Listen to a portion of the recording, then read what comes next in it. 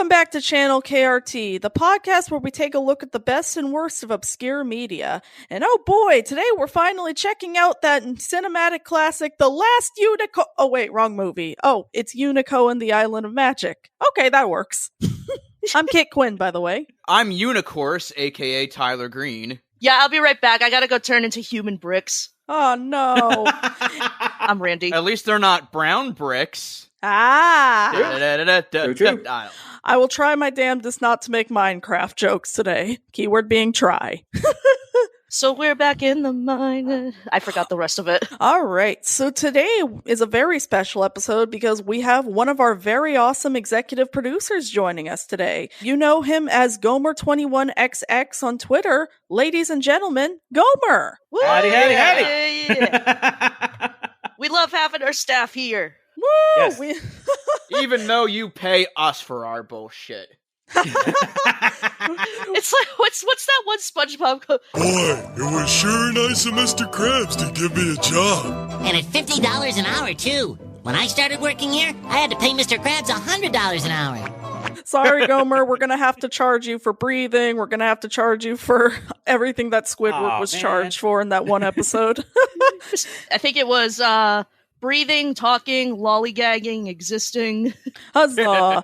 Also, probably important to note, but support WGA, support SAG, support every single strike going on right now. Krusty Krab is unfair. Mr. Krabs is in there, standing at the concession, plotting his oppression. Also, Animation Guild strike now. Yes. Fuck. Yes. You know what? Everyone strikes. So before we get started, I just wanted to say thank you guys from the bottom of our hearts for just hanging in there with us while we went through sort of a surprise hiatus. That was like the last one. It wasn't supposed to happen, but things kind of hit the fan. We're not going to go on the specifics, but things did perk up and we're back in action. So it's great to be back, y'all. Huzzah. We lived, bitch. Woo! Yes. I survived redacted thing that I won't go into. You lived. Although You lived. The in-universe answer was that Salty broke us that much. We thought we were fine, and then he came back with a vengeance. And while it's not that bad, Wiggly's space dance was also kind of a breaking point. Yeah, no, Salty came back. Not only that, but he did a full rendition of the jazz singer, blackface included, full Swanee. No! And it broke us so bad that we actually went into a coma for a month. Cheap, I'm not and saying his name. Anyway, I thought Eagle Rock is a good song. Huzzah! There you It's go. aight. Just watch. Becky's probably listening to the Salty thing, and she's like, Psh, pussies. Fucking lightweights. I've seen her talk on Twitter about Christian media. I'm like, holy crap, she's seen even more than me. Oh, yeah. And she subjected me to some of it. Oh, man. Channel KRT on Caleb and Sophia one. Oh, no! Shout out to Becky, by the way, because she's awesome. Yay. She is, and I love her. Aww. Just kidding. We're not doing Caleb and Sophia. That's way too depressing. And speaking of existential, today we're going all the way back to the 80s to talk about Unico and the Island of Magic. So what is everybody's history with this movie, starting with Gomer? This movie is part of my childhood. Yes! Oh, fuck yeah. That is probably the simplest way I could put it. It used to run on the Disney Channel a lot in the 80s and 90s. Oh, wow. Shit, really? Yeah. Oh, yeah.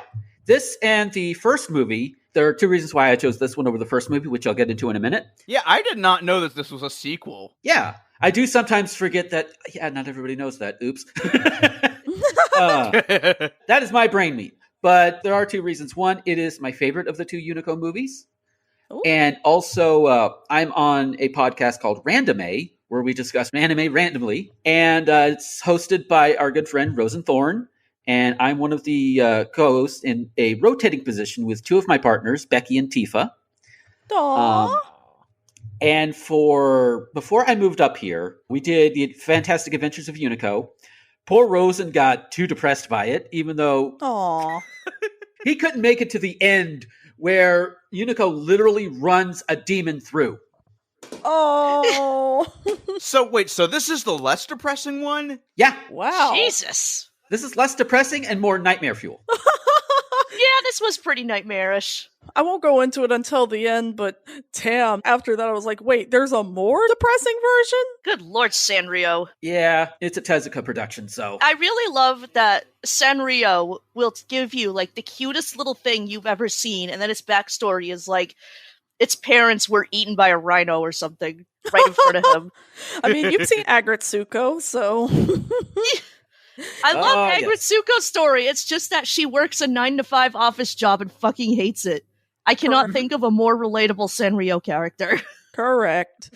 And also, this franchise was made by the late, great Osamu Tezuka, who was actually known as the father of manga. He created Astro Boy, he created Kimba the White Lion, Blackjack, and Princess Knight. He's got so many great things under his belt, and he sadly passed away too young at the age of 60 in 1989, so rest in peace, King. It's also pretty ironic. He was heavily inspired by Walt Disney's animation back in those days, and then you have Disney in the 90s, you know, clearly getting inspiration from Kimba. You must avenge my death, Kimba. I mean, Simba.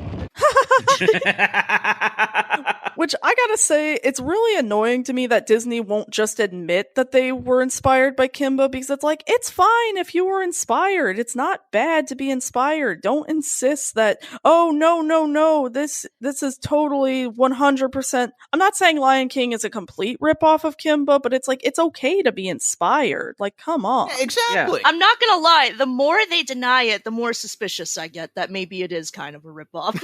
Yeah. If they had just come out and said, yeah, you know, we did see a lot of inspiration in Kimba, and, you know, there was some parts of it that we thought would be good in our story, I would be like, yeah, no, that's inspiration. But they keep saying, what? Kimba? What's that? I don't know a Kimba. What are you talking about? Is that what is that? Is that like a kind of sport or something? Now I'm getting a little suspicious. Okay, what's going on? What's the real story? Right? Like, I've heard for years, you know, the story itself is based off of Hamlet. Fine. But, you know, stories and movies can have more than one inspiration. Did you know that, Disney? I think you did know that. I'm pretty sure you know that because you're not stupid. You're just cheap-ass bastards. Pay your talent. Yeah. Yeah. Exactly. Like, we wouldn't have The Simpsons without the influence of the Flintstones and other animated sitcoms. It's good to be inspired. But Twitter told me Disney was bad because they put an animatronic in this place rather than the other place. So yeah, I had actually heard of this movie in passing because I haven't mentioned this a lot, but I used to be a big anime fan in high school, and I still am, but... Weeb. No, I'm kidding. I'm also I think we're all weebs here a little bit. Yeah. As embarrassing as it is to admit, I guess, my friends and I actually used to run the anime club at our high school. Weeb! Just... We would always pick a random episode of an anime, usually the pilot, but still, to show every week, or we'd show a movie on special months. And then at one point we had this on our list, but we never got around to it. I guess we just kind of forgot about it. So I'm kind of glad that this was the first one I ended up seeing, because hearing about the other one being somehow really depressing, I'm like, oh boy. But overall, I'm really glad I checked this out. This slapped. It fucking slaps. I did not grow up on this, and my life is worse for it, quite frankly. Yeah. So I don't really have so much a history with this, so much I have a history with the company that helped make it, Sanrio. Yeah. I don't know if you could tell, but I'm very much a Hello Kitty girl. Just a Sanrio girl in general. I had no right to make fun of Kit for being a weeb, because I'm not so much an anime weeb, I'm like an aesthetic weeb. You're right, Randy. It should have been my job to call her a weeb. Thanks for pointing that out. Yeah. Valid.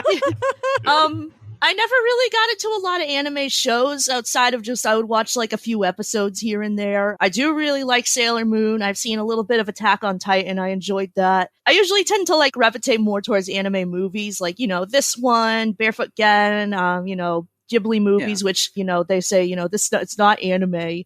It kind of is. I'm sorry. I'm sorry, Miyazaki. It's kind of anime. I'm gonna have to disagree with you on that one. But yeah, I love Sanrio. I love Japanese food, all that good shit. This was my first time seeing Unico though, and I gotta know, why didn't they make this guy part of their merch line? He's adorable. Right? Yeah, the toxic Instagram girlies will love him. Also, Yeah. I did some Googling, and to my knowledge, no representation of him at Sanrio Pearland at all. Aw, come on. That is some bullshit right there. I fully plan on getting Hello Kitty Island Adventure, so I'll let you know if I see him. Oh, fuck yeah. Yes. Yeah. I feel like it's probably a rights thing with the Tezuka estate, so That makes sense. Right, yeah, it's true. that's what would make sense to me. But he would have been perfect in those trauma core images. Yeah. A picture of Unico in a dilapidated bed going, it hurts, it hurts, it hurts, would have been amazing. After this, they're gonna make all those memes like they do with My Melody and Kuromi. They're gonna show like Unico would like insert edgy thing, and then somebody on Twitter will quote tweet it like Unico would not like edgy thing. He likes making friends. Unico does not like Xanax and knives.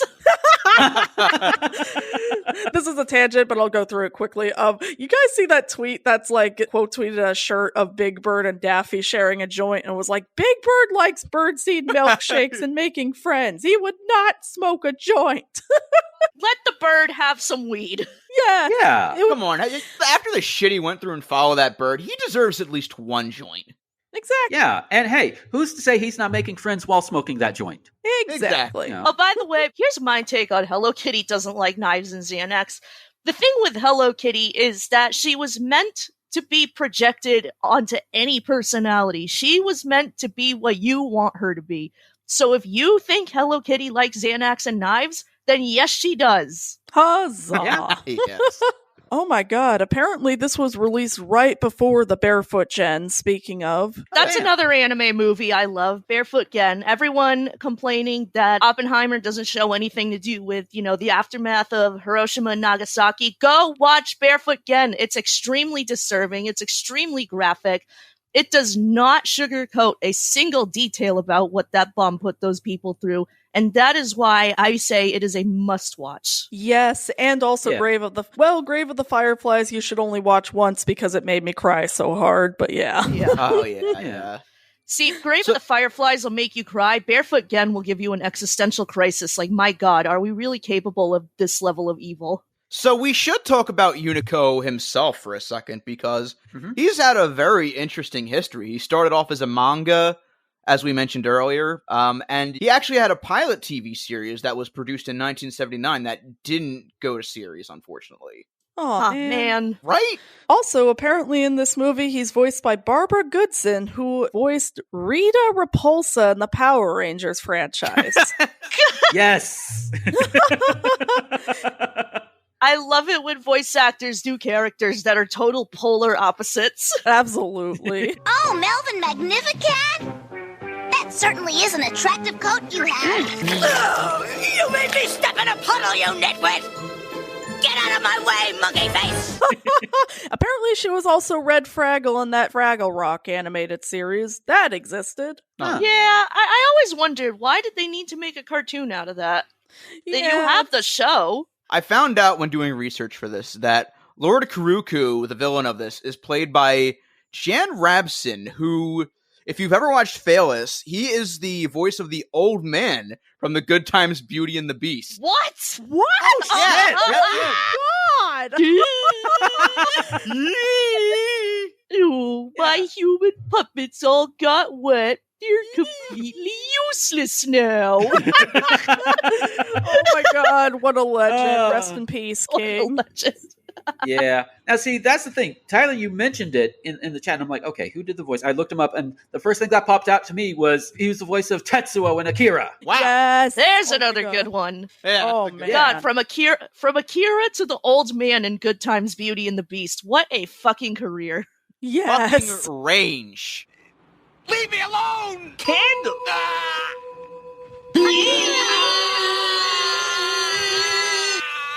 Apparently, also the girl who played Angelica in Rugrats was also in one of these movies. I think the wind that abandons Unico on that island is played by Judy Jetson. Holy shit! Oh, yeah. Okay. They really got a hell of a cast. Holy crap. I could not find any info on the guy who plays the annoying cat. I called him Bitchy Garfield. That's accurate. I was getting Heathcliff vibes from him. Oh God, yes. Evil Bitchy Heathcliff. There you go. Yeah. Huzzah. So yeah, as we mentioned earlier, the movie starts with Unico being abandoned by the Wind God, which is where we got really confused, actually. I gotta go into detail about that. Yes. Yeah, go ahead. So, yeah, I was so confused by this. You know, the North Wind or whatever just abandons this like unicorn child puppy thing that's definitely unable to fend for itself in the middle of these woods. Like, you know, I'm sorry, you know, I really don't want to do this, but I have to do this. You know, I know it sucks. I'm sorry, but I will be right back. The gods told me to abandon you at a specific spot, but I'm not going to. Instead, I'm abandoning you somewhere else. Yeah. And then I found out when I was doing the research for this movie that yes, this is actually a sequel to another movie, which I did not watch. I just kind of looked at the basic plot of it. And apparently because Unico's power is like, you know, making people happy, the gods were like, hey, wait a minute, only we can have power over people's emotions. We have no choice but to kill this thing. Good God. It's like, we get to emotionally manipulate people, not you. Also, the fact that they saw this tiny, you know, defenseless like thing, and they were like, we gotta kill it. The Unico gods are basically Republicans. Yeah. Yes, they are. Oh God. And that's the thing, Unico is too fucking cute. He I would is. fucking die for this little creature, I gotta say. He's just Yes. a baby. It kind of like ruins my suspense of, you know, belief that, you know, not everyone in this world immediately wants to hug this thing. Yes. Yeah. Oh. And also, I know that I was joking earlier with my last unicorn reference, but the lady that was carrying him to the island looked exactly like Lady Almathea in that movie, I swear to God. Oh, yeah, that's right. Oh. I see it. Yeah, and this came out a year later, so coincidence? I think not. Absolutely not. So then when Unico's on the island, all of these creatures are just running away from him, and then he comes across Marvin. Of course, his name is Marvin. My He's God. a bitch.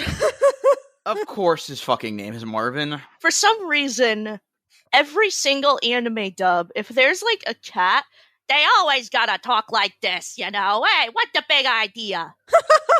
I'm a Yeah. cat, and I'm snarky, and I'm the comic relief. The dub for this movie is pretty good, especially given that it's an 80s dub, but I will say there were some, I wouldn't say voice performances, but voice directing more so, that was like, yes, yell into the mic, just yell, it's funny, and it was a little I'm just gonna say it, Meowth is the only English dub New York accent snarky cat sidekick villain comic relief that actually works. I will never say anything bad about Meowth ever. Meowth is my favorite. Also Gigi and Kiki's delivery service because he's voiced by Phil Hartman. Rest in Oh peace. yeah, I can't. Oh, yes. Yes.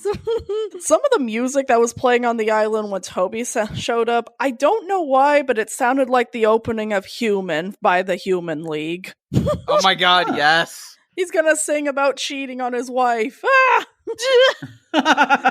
Toby is, if this movie was released in the 2000s, he would have been prime husbando material. The self-ship art on DeviantArt would have been through the roof. Oh, absolutely. Just give him a top hat and he'd automatically be a sexy man. Yeah. There you go. I took one look at him and called him Anime Male Harley because he even has the hat of a Harlequin. He's got bangs that extend out like a mile. Yes, the beautiful 80s anime hair. I love it. Turns out he's basically the Dominic Badji to this more powerful evil wizard named Karuku. They're literally Constantine and Dominic. Anytime Karuku showed up in his rainbow form, I immediately was like, oh God, the Pink Floyd Dark Side of the Moon album cover became sentient. We don't need no asshole felines. Wrong album! It's like that Family Guy clip with Stewie being afraid of the News of the World cover, but with that. Oh God! He's bleeding, man! He's bleeding, and nobody's doing anything about it! I'll tell you what the news of the world is! We're in a lot of trouble! And also, those puppet designs, the reason I was saying I had to avoid making Minecraft jokes, they look exactly like those creatures in Minecraft. Holy They crap. fucking do. No, they're literally villagers if you just took away the nose and the eyes. Also, I propose that we turn Notch into a puppet and then just break him into a million pieces. Huzzah. Hell yeah. Oh, Yeah. So when Toby mentions turning them all into puppets, like I'm expecting, oh yeah, he's gonna turn them into smaller wooden cutesy versions of themselves. No, they're fucking horrifying beings. Yeah. And it gets even more horrifying as we'll get into later when the movie goes on. Oh, God. Oh yeah, we forgot to mention, for some reason, Toby just decides, fuck it, I'm gonna take this annoying talking Jersey cat with me. And the thing he was wearing on his head, I thought that was like some sort of like Japanese cultural reference that like I didn't understand. No, it turns out they're headphones with a bird and a frog inside them. Like they're just straight up headphones. Yeah, one is the tweeter and one is the subwoofer, so insert X reference here. Yeah, we live in hell. yeah. I will admit, watching through it again, I heard Whooper and Tweeter because Pokemon Brain. Yeah. Whopper, triple whopper. So basically, he's getting low end in one headphone and high end in the other. That's gotta be hell on your fucking ears. Oh, absolutely. yeah. That's gotta be the worst way to design headphones I've ever seen. I will say, as annoying as Marvin was, there were a few laughs I got out of him, like when he was saying, voice the tweeter, then the whopper. I don't know why that made me laugh so hard how he said it. Beats by Marvin. And of course, we get spared from his other two cat friends who immediately get killed off as soon as they're introduced. Thank fucking God. Thank Which God. is kind of good because one of them uses an ableist slur to distract Unico, and yeah, 80s. Yeah. The 80s. Might have been the same one. I can't remember which one of them used that particular slur, but one of them also had some very visible appendages. Ooh, Just yeah. the kids movie. Oh, yeah. One of them had Oh, balls. boy. Ah, Yeah. Well, 80s. see, I know Japan, they have a different view on balls. There's a whole Ghibli movie about tanukis with huge balls because the big balls represent prosperity or whatever. AC/DC would have a field day with us. He's a very prosperous cat. There we go. Not prosperous enough to escape being turned into a living puppet. Also, when one of the cat people was like, wow, that music is beautiful, and Marvin smacks him, I was like, that's me to anybody who likes try that in a small town. But, Oh! Topical. well, to be fair, Toby did try that in a small town. Yeah. Briefly succeeded. It turns out it was the tiny, adorable unicorn that actually kicked his ass. Also, apparently this entire island is in Greece, so I'm just like, when the fuck are all the women gonna show up singing ABBA? Yeah. In all fairness, Kit, you mentioned ABBA. The soundtrack to this was giving me plenty of ABBA/Boney M vibes. Oh, yeah, Because it's I a can see very it. disco-y kind of thing going on here, and I totally vibe with it. Hell Oh yeah. my God, Unico's getting married and all three of his dads showed up. So then a family finds Unico and takes him in, and immediately as soon as they started talking about their missing son, I was like, Toby's the missing son, I'm calling it. I was right. Oh, no. Yeah. We have a missing son, and also we just so happen to see a teenage-looking dude on screen. I Oh. wonder who it could be. Oh, wait, we forgot to mention, too, that when him and Marvin are trying to shoot Unico to turn him into a puppet, we get this unnecessary shot of Marvin's ass. Oh, God. So we have cat balls and cat ass. Yay. Fuck. I think me and Tetsuka need to have a little talk about his cat portrayal. So when this aired on Disney Channel in the 80s, did they have to, like, put CGI fur on the cat balls? I don't know. And also, how the hell did two brunette parents make two blonde kids? I'm like, that mom's cheating. I will tell you the same thing that the Bene Gesserits in the Dune series. Genetics is not an exact science. There we go. And Anime genetics. The same way Wayne Zelinsky and Diane Zelinsky had Amy Zelinsky. Don't think too much about it. agreed. Yeah. Well, I mean, how many anime parents out there are just like the most normal looking people with like brown hair or whatever, and their kid comes out with super spiky pink hair? Yeah. And so then Toby finally returns to the house, and then he turns the parents into the puppets. I love how nobody's buying into his bullshit at all. They could have easily been manipulated by him, and instead they're just like, no, get the fuck out of my house, man. He keeps like doing like actually cool shit. He's like, hey, I'm about to like improve your lives. You know, I can do like whatever I want for you with magic now. And they're like, get the fuck out of here with that bullshit. This is a Christian household. They're Puritans. Change my mind. Yeah. He makes the dad's face grow flowers, which...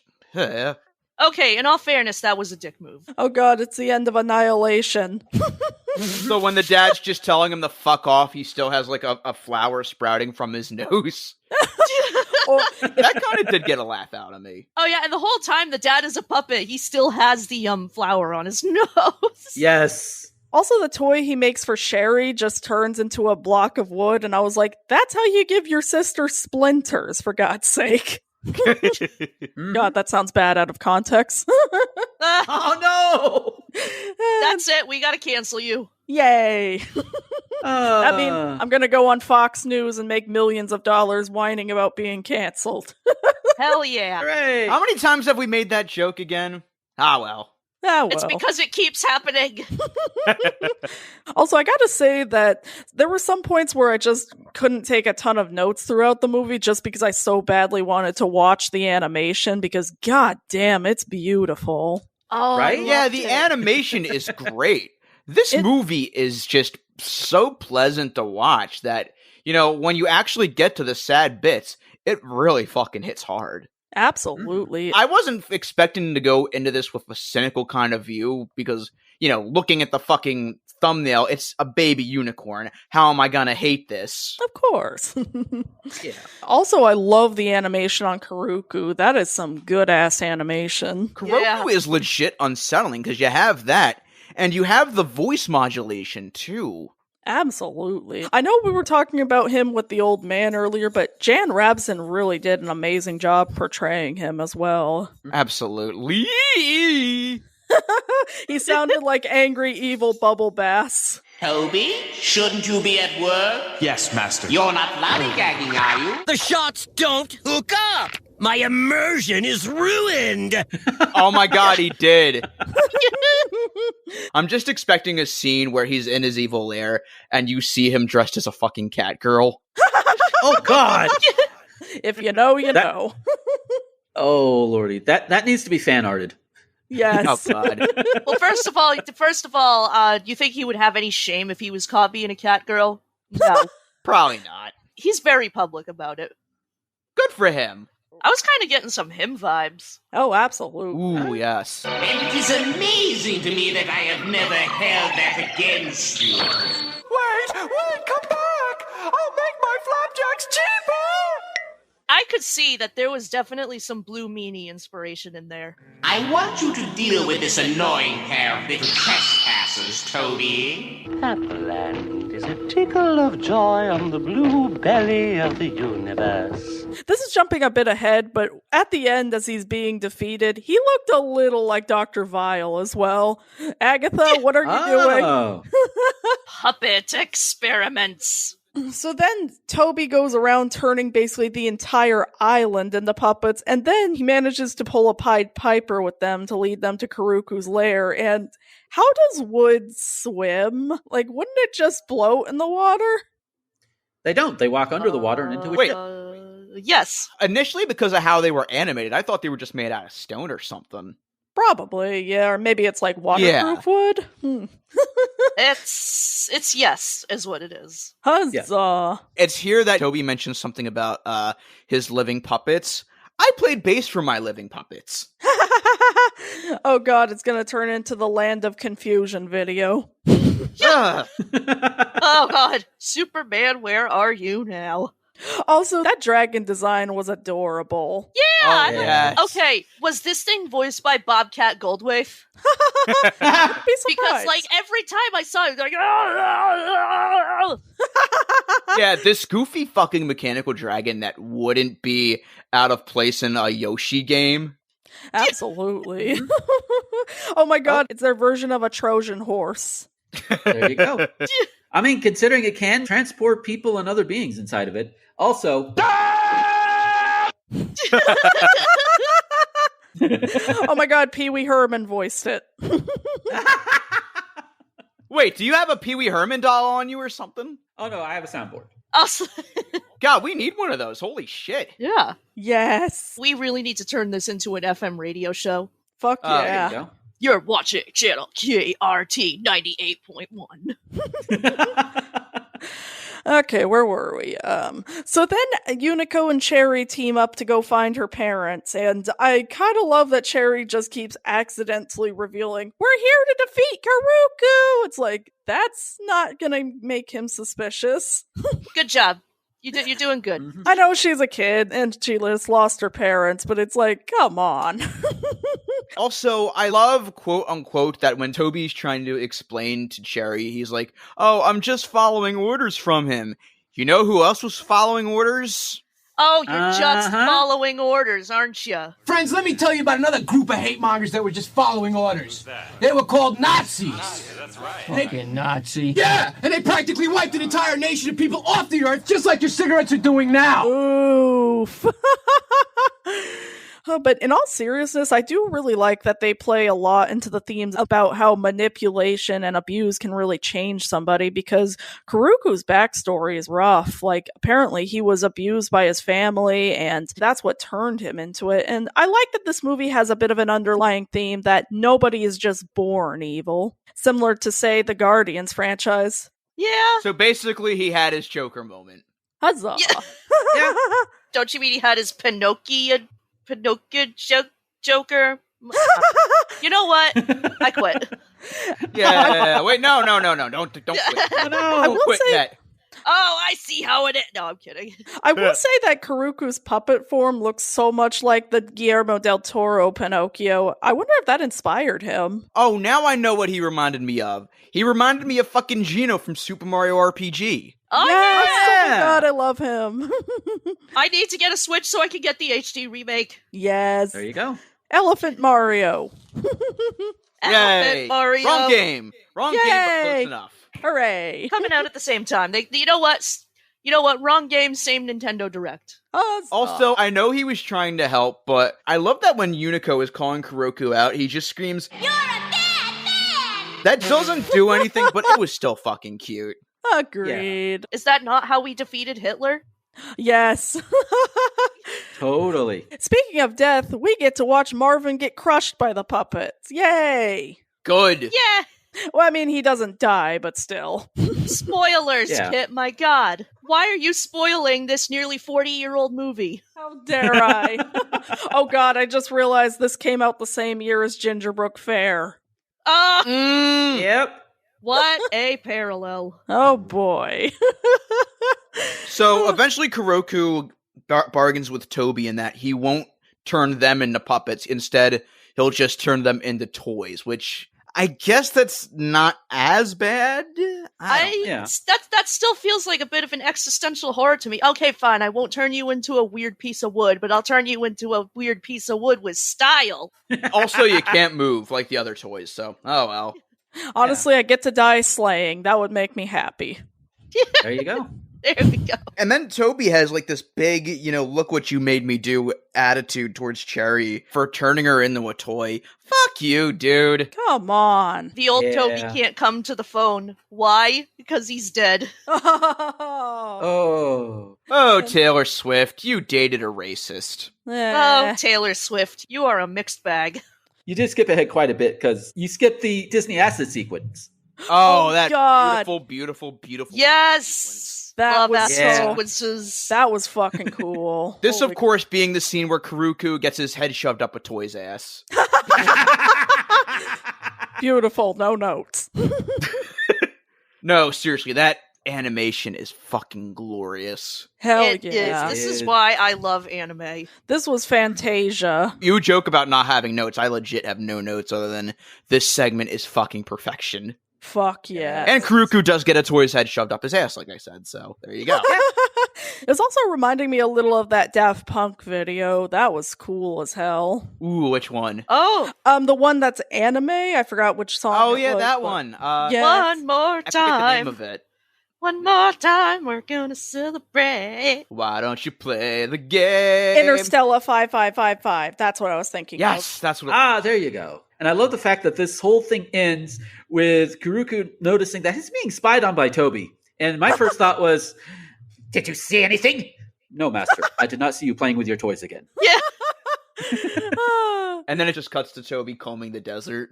Unico the flamethrower. Unico the breakfast cereal. You just have the dragon coming up. We ain't found shit. Even in the future, nothing works. Anyway, so then we go into that horrifying sequence where they go into the trypophobic ass ball and find all those people who lost their parents, those creatures. Oh, this was depressing. Oh, the demon thingies. How is it that this movie makes even demons look fucking adorable? Agreed. This movie made me feel bad for demons. Most demons are pretty cute. Have you seen Stolas? He's literally just an owl with super long legs. That's adorable. Yes. Oh. And also Lucy from Disenchantment. He's adorable. Oh, yes. Yeah. Bring back Disenchantment. Yes. I think it's on its 5th season, thankfully, but yes. Wow. Yeah. But yeah, that sequence was depressing, and I know they don't show it much, but I had to look away from that ball just because it was triggering my trypophobia pretty bad. It was like, ugh. Oh, yeah. It wasn't as bad as Guardians of the Galaxy Volume 2, I'll say that. Yeah. Oh, that sequence is... Well, you know what? That movie is perfection enough to justify the trypophobia. There we go. Yeah, there you go. Say that. Horrifying in the best way. It's James Gunn. He can do whatever the fuck he wants. Oh, one more thing about trypophobia. We can have a little bit of triggering our phobias as a treat. There we go. Trypophobia. Can cleanse and see it grow. Having a panic attack, yo. Also, James Gunn's Sanrio movie when. Oh, Yes! my please. Oh. I want him to do a Kuromi movie. Oh my There you god, go. yes. All right, but only if we get Margot Robbie as My Melody. Yes! So then we finally run into the Sphinx's kid, and he exists. I think their gender depends on which medium you're watching or reading. Because I think in the anime, she's a girl, but in the manga, he's a boy. Nice. Gender fluid. We stan. Although I was reading on the wiki that apparently in the first movie, the Sphinx, their mother, basically just dies. Like, holy shit. I think that's a manga thing, because I don't remember the Sphinx from the first movie. Oh, okay. From what I remember in this movie, the Sphinx was just like, "Oh yeah, she'll be right back. She's doing she went to go get milk." Yeah, basically. Yeah, it leaves this tiny little lion cub to fend for themselves. It's like, oh. So then they go back to Karuku's lair, and both Marvin and the Sphinx's kid turn into freaking puppets. And when they're turning the Sphinx's kid into a puppet, they at first only turn their tail into a puppet, and then it's like, what the crap? That'd be even more horrifying. Yeah, like, what is going through all these characters' minds when they're turned into puppets? Do they still have their normal consciousness? Is it like being blipped, where it's like an anesthetic or something, and you wake up and you're like, "Oh, well, okay." I mean, this isn't as depressing as the last movie, but it's still damn horrifying. Good God, I can't. Like, do they even feel pain? Do they feel anything that they're in? Because holy crap, that would be a nightmare. I just want to know, is this like a Westview thing or is this a blip thing? Yes. They're probably thinking to themselves, God, these suits are so fucking heavy. Oh God, wait, the most horrifying part has got to be that they look itchy as shit and you can't scratch it. Oh God. Oh. Imagine being trapped in like the itchiest wool sweater you've ever worn in your life, but your arms and legs are rigid and you can't scratch it. Yeah. Can't concentrate. The sweater, the itching, eyes watering, lips chapped. I want to pull my hands up. Can't turn. That's not a good back. We gotta get out of here fast. All that happened, if I'm recalling it right, because full disclosure, I don't normally write down notes because I normally don't have to. That's valid. So before the clowns were shooed out, there was the battle between Karuku and Toby. That's right. Yeah, that's right. And when Karuku summons Toby, first is that fucking cat coming in. You called? That's you idiots! Hey, boss, you call? That's me, the cat, the New York accent. He's gonna annoy Kuroku to death. Yeah. Why did he even take that cat with him? It'll be their equivalent of the Doctor Strange battle. I'm here to bargain. Hey, Karuko, I'm here to bargain. Oh, yeah, and then there's, like, after they get to the desert, what's the girl's name again? Sarah? Sherry. Sherry. Oh, Okay, Sherry. Is it Sherry or is it Cherry? Sherry. I've heard both ways, honestly. Yeah. Okay, so Cherry, she, is okay, by the way, I know I'm literally a child and you two are, magical beings, but I gotta do this alone because you are both dying. And Unico gets so sad that he turns into, this massive, majestic Pegasus unicorn thing, almost looking directly out of The Last Unicorn, but, with wings. I was not expecting that. Yes. And for some reason, Cherry from Pee-wee's Playhouse. Yes. There you go. Cherry Agatha's dog. Pre-Agatha. For some reason, she does not put 2 and 2 together and realize that this unicorn is Unico. You were just traveling with a unicorn. Maybe put 2 and 2 together. But, she thinks, oh, this is just a random alicorn or whatever.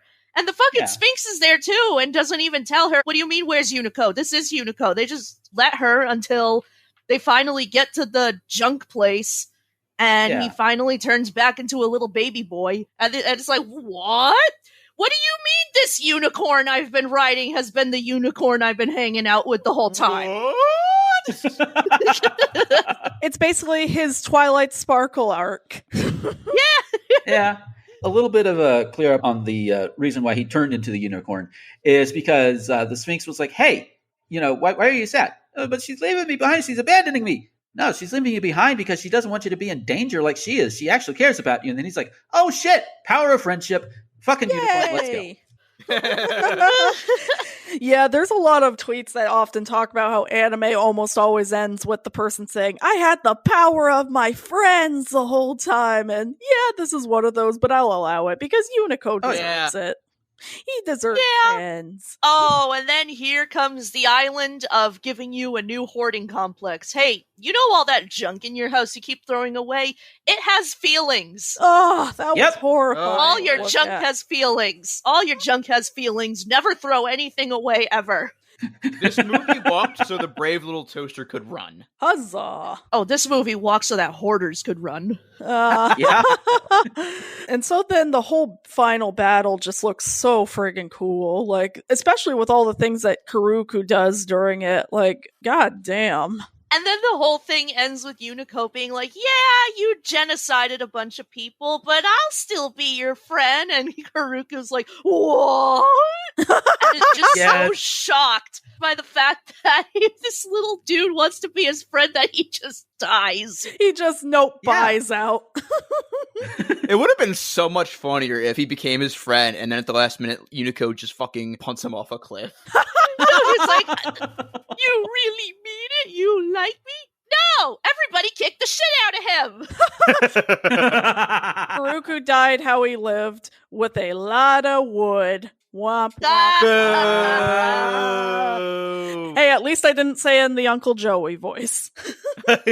Also, I forget, what happens to Toby and Marvin? They both get turned into puppets. Good. Oh yeah, everybody gets turned into puppets except Unico, and then Unico's like, but I like this genocidal maniac. Here's the thing. He has to battle Kuroku, and he's definitely a very reluctant attacker. He's like, I might have to fight you, and then I might have to destroy you. And Kuroku's like, fuck that shit. We go fight anyway. The last thing, that last bit where Unico just zooms in and, gets Kuroku in the shoulder. And Unico's like, I'm so sorry. I didn't want to. I really didn't want to, but I'll be your friend if you turn everybody back. So his friendship is also conditional. In fairness, he is wanting him to reverse a genocide. Exactly. So I will let that pass. Agreed. Actually, this ending is what everybody insists Steven Universe ending is, which it's like, no, it's not.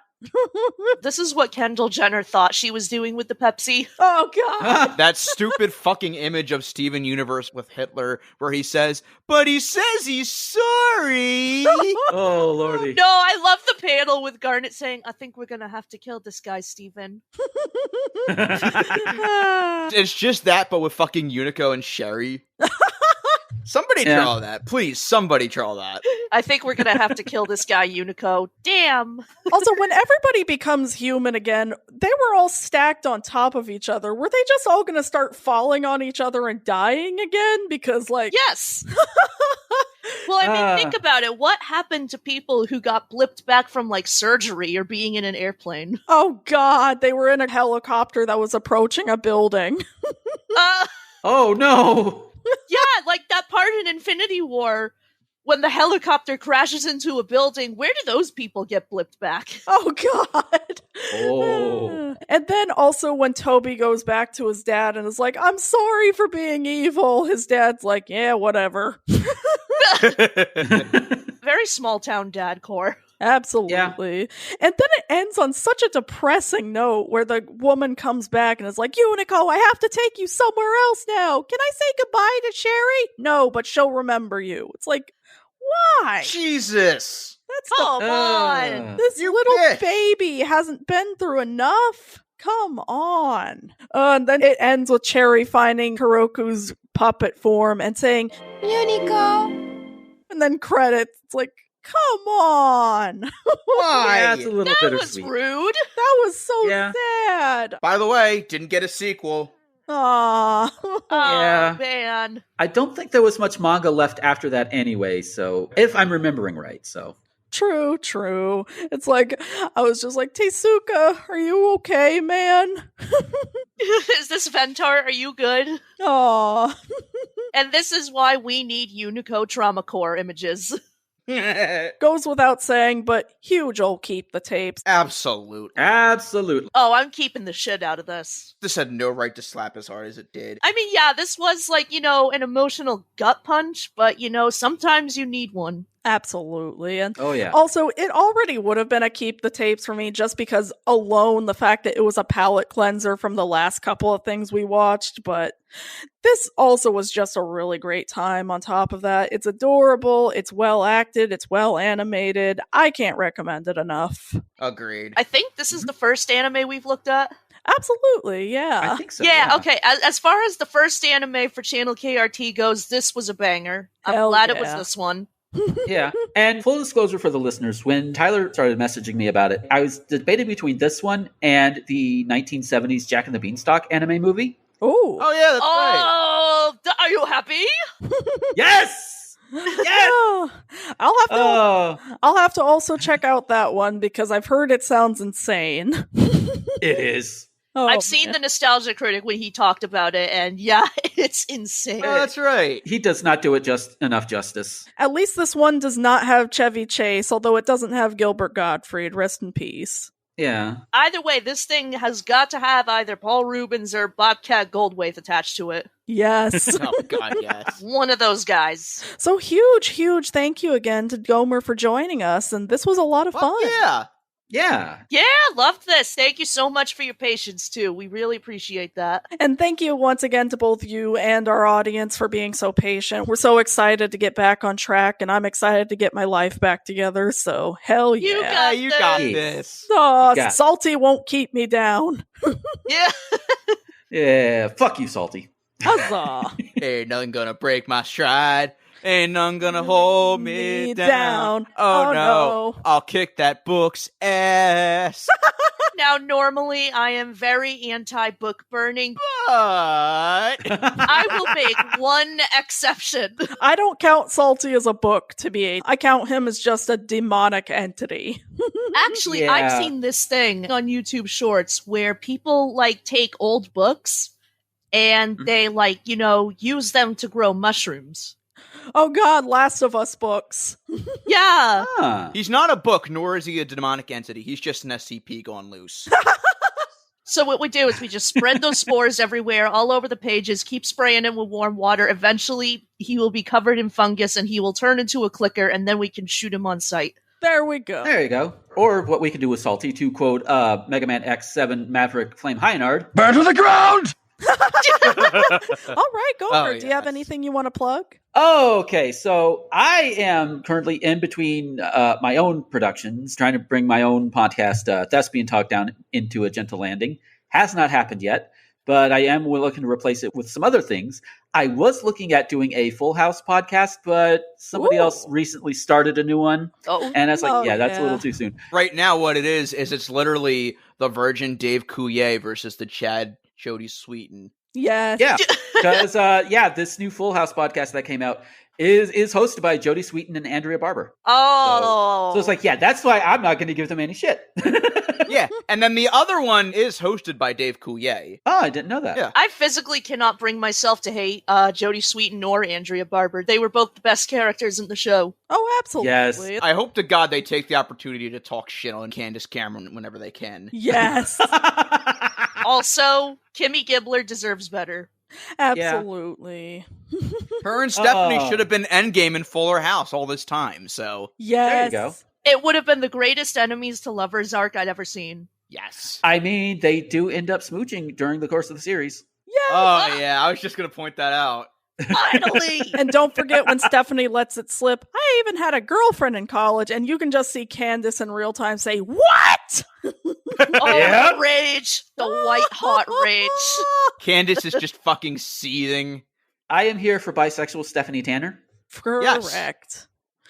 Yes. In my head, it will always be lesbian Stephanie Tanner, first of all. Correct. Also, fuck John Stamos, but Joey and Jesse were Endgame as well. Changed my mind. Oh, yeah. Yeah. You know what? All three of them. All three of them. Full house There you Yowie. Full house Yowie. Yowie. Full house Yowie. Oh, I'm gonna tweet that out so- of context. Oh my god. yes! Full house Yowie. And Yuri. So, Gomer, you were plugging? Yes, I was. But there is another podcast that I am on. I mentioned it earlier, Random A, where we discussed anime randomly, hosted by Rosen Thorne. And my co-host, that involved me and two of my partners, Becky and Tifa, our friend Ethan and his partner Emmett, and our friend Eli, the hero of tomorrow. And we all talk about, I think 4 or 5 episodes of different anime series. I think right now, I believe we are looking at Mob Psycho 2, Sailor Moon, Yo! Gravion, Vinland Saga, which we just started, and Devil is a Part-Timer. Yes, that's so cool. Yes, and I can tell you this, that when we finish up with this particular batch of Sailor Moon, we're going to go back to the 2000s. Oh boy. Because every one of us has our own slot. Like, for example, Becky, Tifa, and me, we have our slot, and then Ethan and Emmett have their own slot as well, because, we're all polycule / couple type stuff going on there. So we each rotate out on that. Fuck yeah. And I didn't plan for it, but my next choice for Random A, we've been talking a lot about the AI stuff going around. Yeah. So yeah, that's your hint. Early 2000s, AI stuff. Yeah. Well, that aged. Oh boy. Yeah, my take on AI is using it for business? No. Using it for shitposting? Yes. Why not? There you go. There we go. As far as any social media links, I have a link tree, linktr.ee/Gomer21XX. I do need to update that with all of the other social medias that I've been kind of seeding myself into since Musk decided that Twitter needed to be the same letter as a porn site. Well, can't wait to upload a clip of this as an X video now. Yeah. We'll post it on a porn site as revenge. There you go. Welcome to the official Channel KRT X videos account. Huzzle. Yay! You can find me on the usual Mission Breakout on Twitter and Discord. I am still on Twitter, and I'm calling it that. Fuck you, Elon. For the time being until it burns to the ground. But if you do want to move somewhere else, I did make a hive recently, Mission Breakout as well. Hopefully there will be a good alternative to Twitter, so I won't have to worry about it. And then I got nothing else to plug other than that, so I haven't seen it yet, but it has unicorn in the title, so watch Unicorn Warriors Eternal. I've heard it's good. Fuck yeah. Yay! Yay! It's always okay to dead name a website. There we go. Yes. I mean, if Musk won't even name his own daughter correctly, then why the hell should I name his site correctly? I mean, a website is not a person, so Exactly. There we go. It is to me. No, I'm kidding. Yeah, you can find me on Twitter, Cosmic Rewind. You know, you know it by now. You know the drill. YouTube, same name.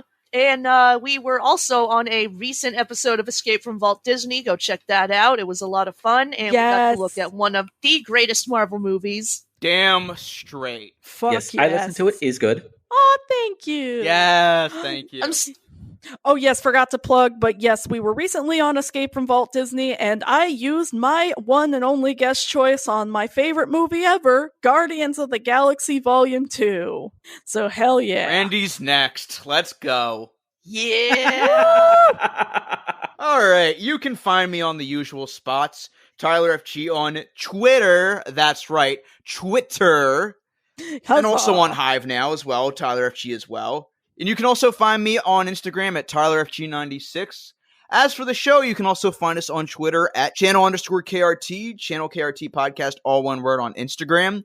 We also have our Discord server and our Facebook group, which we will be bringing back once this episode drops. You can find those in the link tree in our Twitter bio. And if you want to help support us, you can find us on Patreon, where we have exclusive minisodes, outtakes, and episodes of this very podcast at its earliest convenience. And we're also on Ko-Fi, where you can also find said minisodes for $5 a pop. And of course, thank you to our pals Bennett Ballard, Paul Spicknall, Tony Goldmark, Mike, Ashley Hines, and Chris Rana for pledging to us at the $10 level. And a huge extra special thank you to the guest of honor and our executive producer, Gomer. Woo! Yay! Yeah.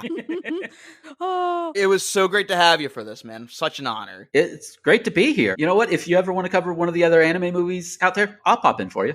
Oh, Totally. awesome. You're more than welcome on. Hell yeah. Yay! And also, it was amazing getting to meet you in person last month and everybody else as well. Yes. Yes. The wedding, yes. Also, Yeah, that was part of the delay. I will go to California one day. yes. I will Yay. too, whenever I have money. Belated Mazel Tov and congratulations to Rosen and Casey, by the way. It was an amazing Yes. wedding, and I loved It them. was such a beautiful wedding. Absolutely. Oh. Oh, all right. Anyway, Channel KRT, we're all puppets now. Huzzah. Oh no! If I can't find a friendship problem, I'll make a friendship problem.